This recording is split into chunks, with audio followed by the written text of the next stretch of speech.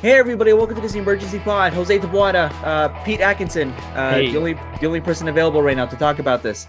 We're gonna get right to it. You know why we're here. You know why we decided to suddenly release this. WWE released more people, and I believe this is the third round of releases that we've seen this year. But this may be the biggest of them all. Braun Strowman, Aleister Black, Ruby Riott, Lana, Santana Garrett, Buddy Murphy, all gone from WWE as of this morning. I'm here. I am editing editing this week's episode, which is our Double or Nothing Fallout. But we had to do this. We had to talk about this before the release of Friday's episode, because this is just ridiculous. This is absolutely ridiculous. This is, again, to preface how big this is, my supervisor had to message me. Again, I'm off work. Had to message me, Jose, how big is this? Yeah, this is pretty bad. Yeah. I don't know where to start. I mean, Braun Strowman obviously is the biggest name out of everybody here. Strowman's the one that's the only one at the moment why I know he was released for, and that was because apparently his contract was too big. I heard that his contract was too big, but then I was also reading stuff that apparently he was just a really a nuisance backstage with a bit of feet. I don't know how big internet, but I believe the contract is the bigger playing card here. Jackson Riker's still backstage. Which one do you think it is? Like with Braun Strowman as well. Braun Strowman's had a bit of a rough pandemic, obviously, in terms of popularity. Let's put it that way. He had his comments earlier on in the year where he criticized people who were fired in the middle of a pandemic, saying, "Oh, if you don't have a job, it's your own fault. Just go out and get another job." Yep. Not looking that great right now. Nope. If I'm being honest, that comment. And then he obviously came out and called the likes of AEW rough grasp and promotions or whatever it was, and just slagged off all the indie promotions as just not being worthwhile. So it's an interesting position right now. I wouldn't be surprised if he gets rehired on a lower contract. Let's just put it that way. Wouldn't surprise me if they've released him to get out of this big, huge payment. To get out of the big one, potentially try and hire him back. See, I mean, I'm gonna say that just when it comes to the entertainment value, like if we need to focus on the on-screen stuff, because obviously everybody knows the effects of the personal stuff. I was just kind of getting a little sick of Strowman as well. I mean, the catchphrase got annoying. In-ring work, it was the in-ring work. It just I was just his in-ring work's not bad. It's not, but I just found him very bland. But again, that's just where I need to stand when it comes to that's creative more than him, though, I feel, because if you go back 3 years, he was the most popular thing on the roster. Everybody loved him. The booking was sublime. But you look at other big men who've managed to make it work before. He's as good as Big Show is in the ring, and Big Show's around for ages. He's probably as good as likes of people like Lance Archer. He's maybe not quite, but when I look at other big men around the world, like people like Lance Archer, we've had people like Kane in the past. Bad Luck Fale. He's better in the ring than Bad Luck Fale. For sure. For sure. And I'm not saying that he doesn't deserve his position. Obviously, I mean, like, everybody deserves a job. Everybody should have a job, right? And what's unfortunate about this is, like, you know, as much as I criticize the character work, the in-ring work, right? Not Braun Strowman the person. I'm worried that he has just become strictly a WWE guy, not necessarily just because of the tweets, but I really don't see him in any other promotion, which scares me for the guy. It's unfortunate. It's hard. I think it would take a big adjustment if we were to see him like in an AEW, in an Impact. You know what I mean? I could see maybe an Impact more than AEW. To be honest, he does not feel like an AEW guy, especially after the comments he's made in the past. For sure, that's probably my go-to as well. But I mean, regardless, like, I completely forgot that he won the Universal title at WrestleMania 36. Yeah. At the start of the pandemic. 12 months ago, he was Universal Champion. Again, my supervisor reminded me that, and I told him, no, he's never won a world title. I actually had the balls to say that as the biggest WWE fan at work, and that happens. But I mean, he wasn't meant to. It was meant to be Reigns, obviously. But... Exactly. So, but he fit into the role and he held it for a good long while, and now we have this. So. He should have won the title 2 or 3 years ago. Oh yeah. Without a doubt. But when he was booked well. And nowadays he isn't. So I don't know. And I mean, of course, the other big name that I think Strowman was a shocker to me, because again, I just thought that he'd be a WWE lifer. Then there's Aleister Black. when it comes to what he did, literally, was it not this past Friday on SmackDown? Yeah, he attacked Big E. We're attacking Big E, and then all of a sudden, bam! And he unfortunately is on a record on Twitter saying, "I'm just as shocked as you are because we were just about to start the Dark Father character, but it is what it is." I'm like, that is cruel. And again, I mean, when it comes to like the potential with each of the names that have been released, obviously that's probably the biggest one in terms of Well, it's the timing as well, because as you said, he produced like 4 vignettes introducing this new character, had all the animation and stuff in it as well. He had the contact for the weak eye. The continuity was there. Like, it takes money as well to put together all that animation. Then they have him re-debut, attack Big E, and then go, nah, fuck that, we're done. Like, what the hell are you doing? What happened? Yeah, what changed? Has something happened? But we don't know. Something might come out. Has he just said I'm pissed off and fed up or something, and he's gone? But that is such a U-turn swerve type thing, and he's such a wasted talent as well. Because I look down this list, and he is, in my opinion, by far the best talent. Well, I love some of these people, but Aleister Black, he had the character, he had the gimmick, he had the presence. You look at him in NXT, and when I watched him in NXT, I went, this is the guy. This is the one who's going to be a top WWE star. And I don't say it about many of them. No. Because I sometimes go, that gimmick is just very NXT, that gimmick's that. I look at Karrion Kross in the same way. I'd see Karrion Kross and I think WWE are going to love this guy, even if fans love Aleister Black as well. But he just felt like that gimmick couldn't fail. Because he had the in-ring work, he had the charisma, he had the promos, he had the presence, he had the entrance, he had everything you possibly need in somebody to be successful, and you just completely blew it in that one. I think blowing it is an understatement. And again, like, it's the frustration of the buildup because it was intriguing. And a lot of people were wondering where the hell did Aleister Black go after Extreme Rules with the whole eye situation with Rollins, which was already bad enough on its own. And it's just like, I mean, yeah, you want to see him back. You want him there. And of course, they released his wife, Selena Vega, which was a shock. And then there were even reports about a month. To do with it. Well, it doesn't. I'm just saying, like, like just the spiral or like the situation that at least that he's been seeing, right, with seeing his wife release and then not being used, and then he gets this really big intriguing comeback and it's gone, and I just don't get it. I don't think Big E hasn't commented on it. I'm surprised. I wasn't fully on board with necessarily the way they were going with Black, but at least they were doing something, and that's the weirdest thing. They're doing something and then stop. But that's what I mean, because at least they're doing something, because again, a lot of people wanted it. If he was released 5 weeks ago, I wouldn't have been surprised.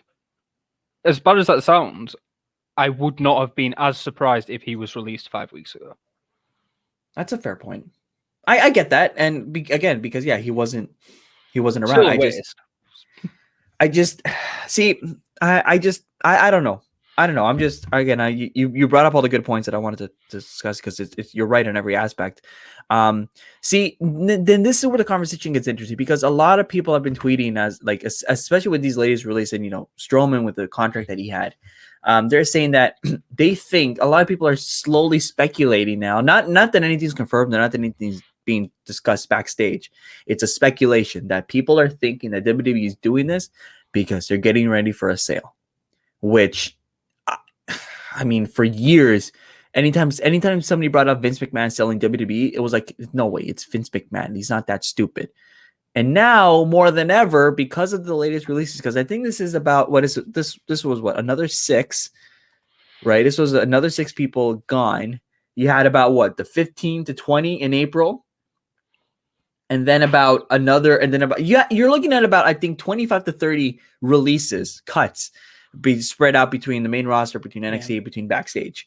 All the Samoa Joe and people and like that in last time, and other huge names. It's it's not just enhancement talent. That's the thing. Yeah, there's a lot. Like, there's a lot of people across the board that were like, go. Do you think that's happening, Pete? Do you think that could be a thing, that a sale could be coming? No, I don't. I think Vince will be dead before WWE is sold, because I think he just can't stomach the idea of somebody else running his taking company, control of WWE. and I know, obviously, company. you have the shareholders, you have everything else, and it's publicly traded, and he's just a somewhat majority shareholder chairman and has final say. But I just can't see him giving it up, because I think even now, I think he's far too passionate, whether he admits it or not, whether he's there as much or not, or whether we see it or not. The only way I see him doing it, I think that WWE is passing down to his kids. I think Shane and Steph are taking over WWE when he dies, and they might sell it. I'm not saying they might not eventually, but I just can't picture it. And I don't know who would buy it as well. That's the other thing. Disney, probably. You're. Isn't Disney with Fox and whatnot and all that? Like, it's. Well, that's the thing. Like, there's a big difference between buying the rights to show something and buying the actual company itself. Oh, for sure. No, absolutely. And I know the company is profitable. I guess it probably will maintain some level of profits, but it's such a weird one to buy, and I don't know if you're going to get that same type of one guy would own it. Maybe a company will come in and take it over, and I don't know how that will then reflect in the product, but I think every time I see Vince McMahon's going to sell WWE, I usually laugh. It's funny because even talent are speculating that a sale could be coming, and that executives like Nick Khan were brought in to try to make it look as presentable as possible. I don't see it either. I know people are starting to talk about it. I know some of the fellows that I work with for Ringside Heat, the radio show that I'm on now, they're speculating in as well, and I agree. I really do think it'd be over Vince's dead body before he sells it. I don't see why Vince would. I don't see the benefit of it unless he really does think that he just doesn't have it in him anymore. And of course, you could argue as a fan that even from booking wise, yeah. But the fact he's still there tells me he's not selling it. The fact he still even appears on any shows whatsoever, like backstage, tells me he's not selling it. Yeah, if he wanted to, he could have stepped back and left it to Paul, Steph, and Shane by now. If he wanted to do it, and he hasn't. Yeah, it's not even just booking wise. A lot of people focus on booking. I think focus on booking way too much. I mean, they should, because that's a product that we see on TV. But that's the thing. That's all we see on TV, right? You don't understand what we may not ever understand. Maybe we do to a certain degree.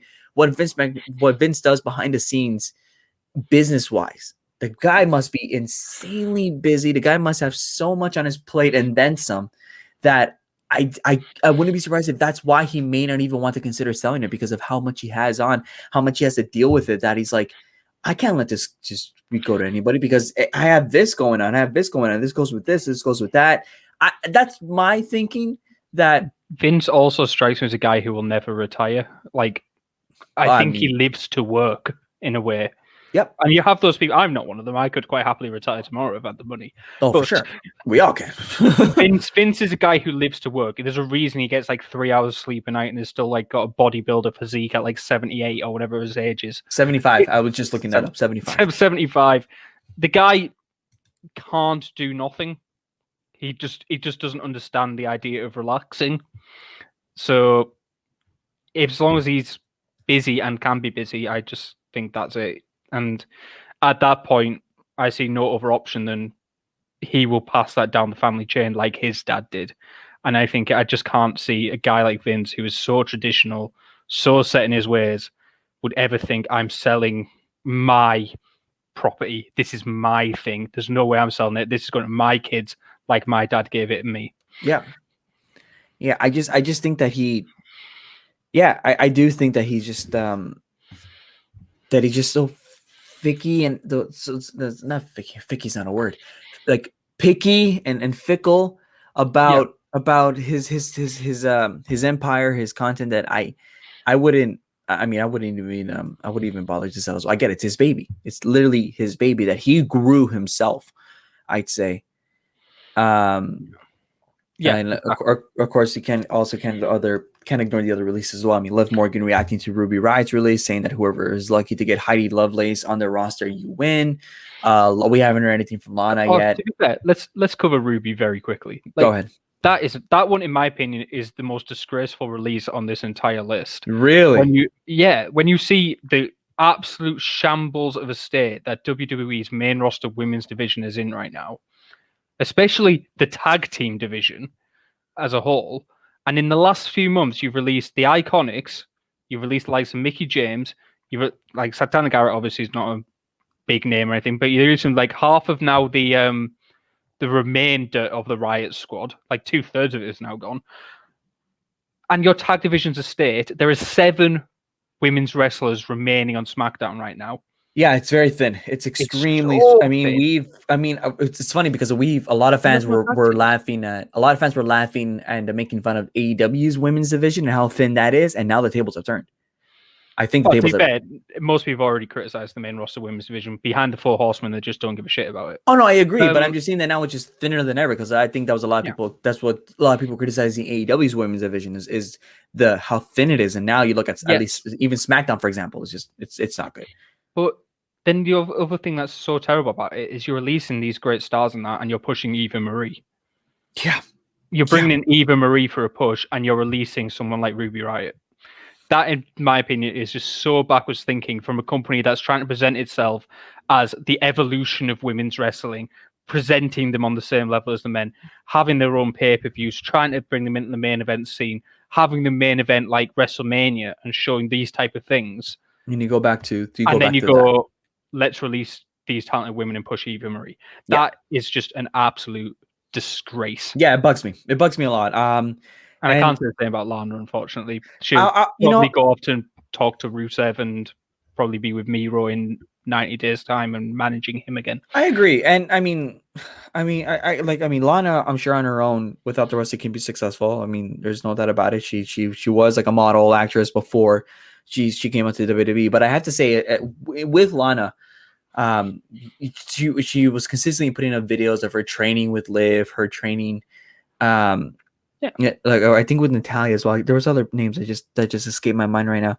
She was Nikki Cross training to try to at least be decent in the ring, because you can tell that she really wanted to focus on it, and like I have to say credit to her for that. I mean, obviously, we all know that like Lana wasn't the best in ring worker. We know she can be a hell of a talker for sure when she was with Rusev in her early days, but obviously the talent when you compare it to at least the Ruby Riott is not there, but I have to give her props and at least give her respect for at least wanting to try and be better, and then gets hit with this. But yeah, I totally see her within the next 90 days or so.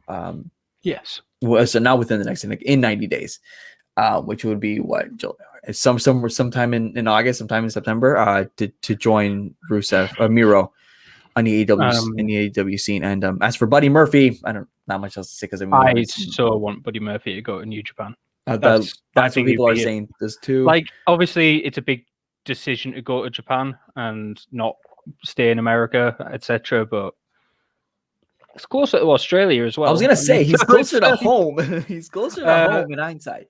But I would love to see him in New Japan. I think he could be an absolute star over there. I think if you want to start him as a junior, he'd be an unbelievable contender for that title and eventually work his way up the same way someone like Will Ospreay has. I think it'd be a great fit. Any other reaction? Any other thoughts before we close this out? Because I mean, I think I've said all that I needed to say. Because I'm shocked, and you definitely echoed a lot of my points today that I would have made.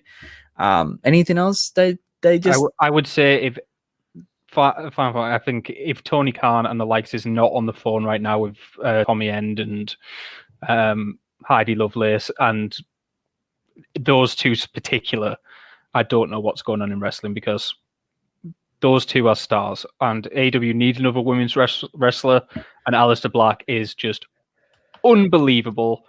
He needs to be somewhere. Wherever he goes, he should be a success, and WWE just dropped the ball. And I think I just want to say this before we go. If the move does happen, I don't think it'll necessarily equal to a WWE hate or personal move because of what happened. I think it's literally more of, hey, I need a job, or B, I know I can have a better experience here. So before anybody goes out on a tangent saying, oh, this is personal that they're going over because they got fired, Have you seen the state that they're in and like the status that they want? They want a job. They want to compete. Nothing is ever personal when it comes to jumping. When it goes to jumping to another company, they're just looking for another opportunity. You dumbasses. Well, every now and then it is, but every now and then it is, but not everything equals AEW versus WWE. I mean, WWE set themselves up for this to happen, right? It's not even necessarily it's personal. It's just WWE's huge loss and a talent going, okay, I want to go somewhere where I know I can have a better opportunity. So if it is WWE chose to release these exactly. People. So if it is AEW, so be it. But just think before you speak. It is not most likely or not doesn't have to be or need to be personal. It's most likely they just want a job. I don't think all of these people will go to AEW because AEW's roster is stacked. I agree. At the moment. I agree that AEW is in a really good spot. I'm just saying that I've just seen comments and especially with Mark Henry with him jumping ship to AEW, how it's just assumed that it's personal. I don't think so. I'm just saying. I'm just saying that they were just looking for jobs, and in this case, they're probably going to be looking for jobs. So pipe it, I guess. But that is where I just wanted to state that and support these people wherever they go as well. That's the other thing. Like these people are I can't say personally, but they seem like for the most part pretty decent people. A lot of them are decent wrestlers. If they go to Impact, support that decision. If they go to New Japan, support that decision. If they go to AEW, support that decision. If they just decide to go and wrestle on the indies and do whatever they want, just support them wherever they go, even if they re-sign with WWE in the end. Yeah, just be hopeful they get a job. Or maybe this now. I'm not saying this is a thing, but if they decide to leave the business, leave the industry entirely, and they maybe want to pursue other endeavors, that's fine too. But obviously, most likely they're going to be wrestlers. But I wanted to say that because we didn't. Please don't pepper the comment section of every surprise entrant ever in the future of everything of saying it has to be Aleister Black every single time. Please don't. I just wanted to say that because I wanted to state that my last point because as you'll see for this Friday's episode, we completely forgot to bring up Mark Henry. It's already been recorded. It's in the edits. I'm editing right now.